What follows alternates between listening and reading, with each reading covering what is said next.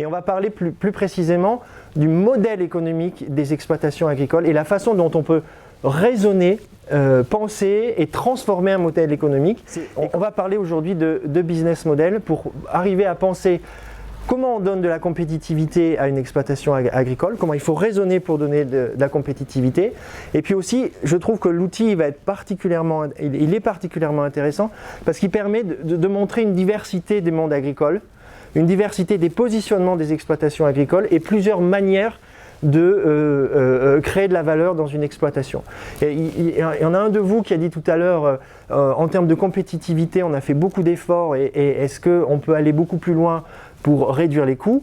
Je partage tout à fait cette analyse. Il y a certaines exploitations qui sont au bout du bout de ce qu'on peut faire en matière de réduction des coûts et de compétitivité.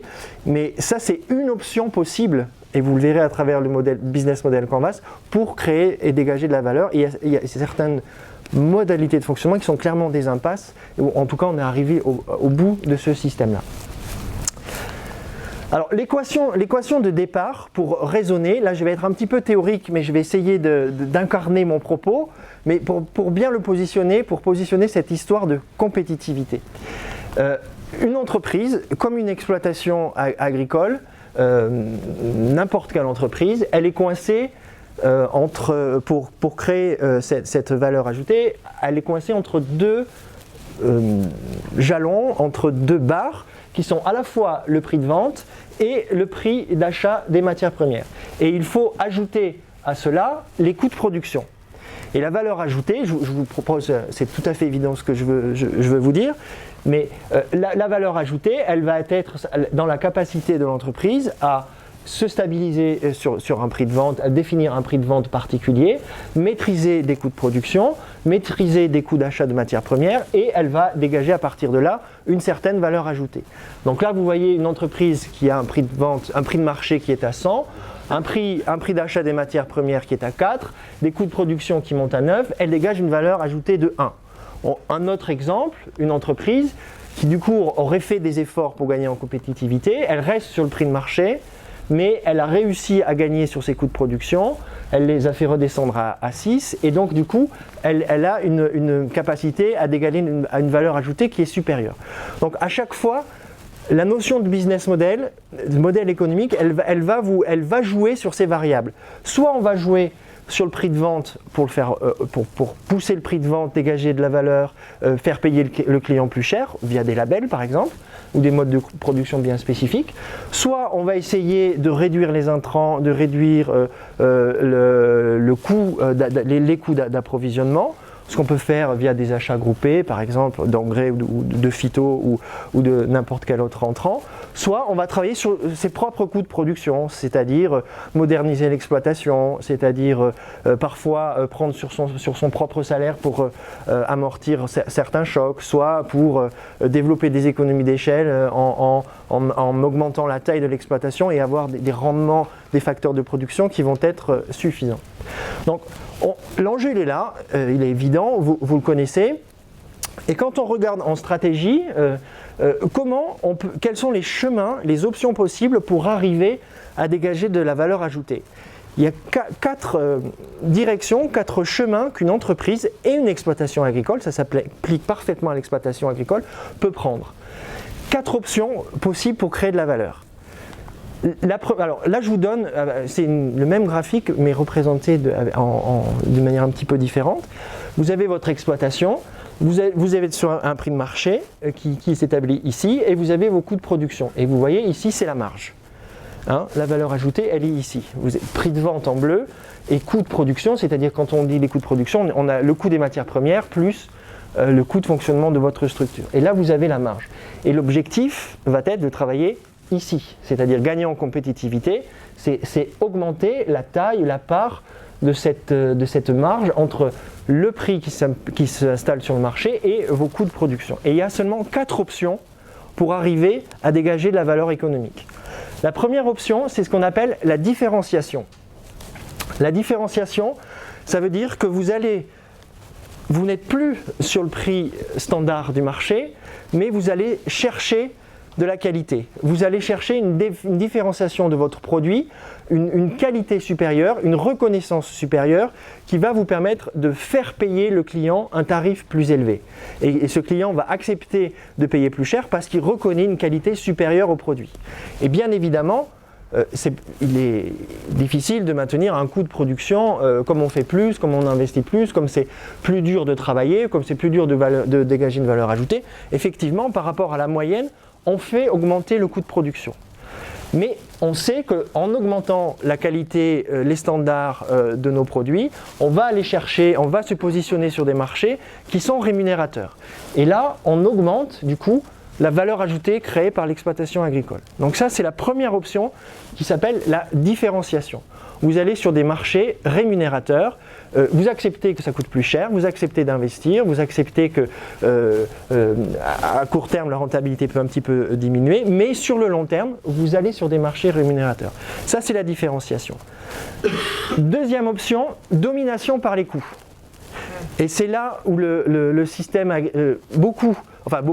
un certain nombre d'exploitations agricoles sont enfermées et on n'arrivera jamais, comme vous le disiez très bien, quand on a des exploitations de 5000 hectares ou des fermes avec plusieurs centaines de vaches laitières, les Français ont beaucoup de mal.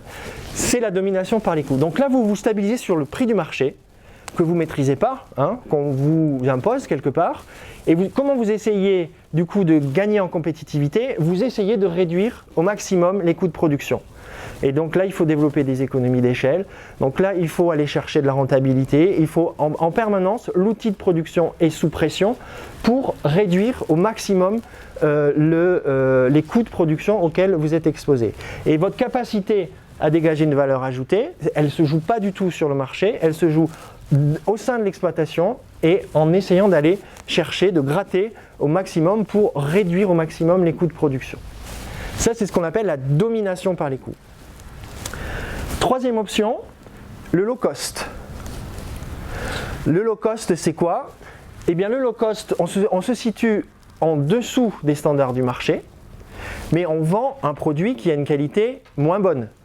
Mais on accepte délibérément de vendre ces produits à moindre qualité parce qu'on sait qu'en descendant le prix de vente, on va accéder à un marché plus large et on va être gagnant. Donc là, vous descendez le prix de production, le prix de vente et évidemment, comme vous dégradez les caractéristiques de votre produit, de votre offre commerciale, vos coûts de production doivent diminuer, sinon ça n'a pas de sens. Donc ça, c'est le fameux exemple d'EasyJet et des transporteurs aériens low cost qui à un moment donné ont dégradé la prestation. Vous avez moins de services dans les avions, vous atterrissez dans des aéroports qui sont souvent éloignés du centre des villes, donc vous payez pour les bagages, donc vous avez effectivement le vol est moins cher. Et quatrième et dernière option, l'avantage double. Là c'est le jackpot, je dirais. C'est la structure, l'entreprise qui va arriver à faire payer un peu plus cher chez clients, à trouver un marché de niche ou en tout cas une offre marketing ou une capacité à faire valoriser le client, à le faire payer un peu plus cher pour certains aspects souvent liés à l'image de marque et au marketing. Et en plus, vous avez réussi à être très malin sur les coûts de production et vous avez réussi à les diminuer. Donc augmentation du prix de vente et en même temps réduction des coûts de production. Donc c'est là où on gagne, je dirais, sur les deux tableaux. On augmente à la fois le prix et on diminue à la fois le coût de production, ce qui fait qu'on a ce qu'on appelle un avantage double qui permet de dégager une grande valeur ajoutée dans l'exploitation agricole.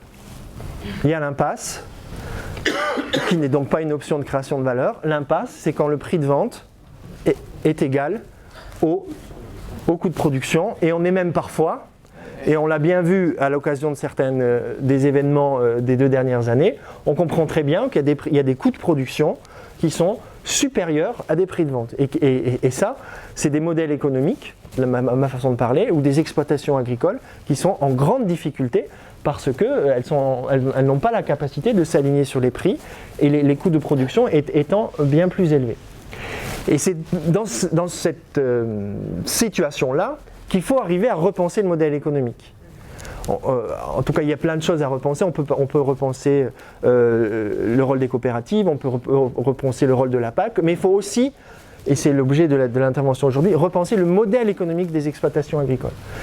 Je vous donne un exemple. Alors, mes solutions, elles sont là. Ça, c'est le producteur moyen.